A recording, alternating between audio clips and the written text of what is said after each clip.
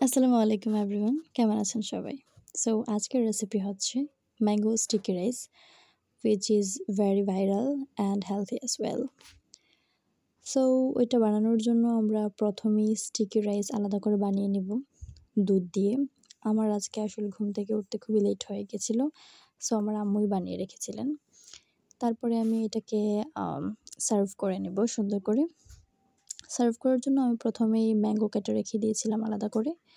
আর আমি চাচ্ছিলাম এটাকে একটু রাউন্ড শেপে সুন্দর করে সার্ভ করতে। এজন্য একটা বাটি নিয়ে নিয়েছি এট ফার্স্ট।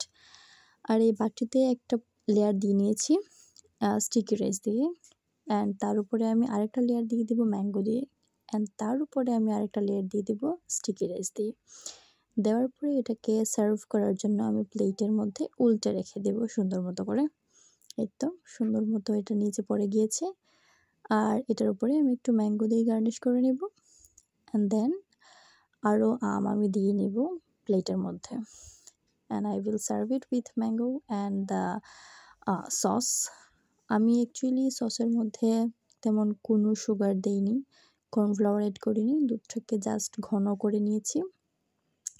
আর আমার কাছে এটাই খেতে ভালো লাগে, কারণ যে সুগারের যে এক্সট্রা সুইটনেস আছে ওইটা ম্যাঙ্গোর ন্যাচারাল সুইটনেসকে হার্ম করে। সো আজকে ছিল এই পর্যন্তই। এই রেসিপিটা কার কার ভালো লেগেছে অবশ্যই কমেন্টে জানাবেন অ্যান্ড বাসায় ট্রাই করবেন। আল্লাহ হাফিজ।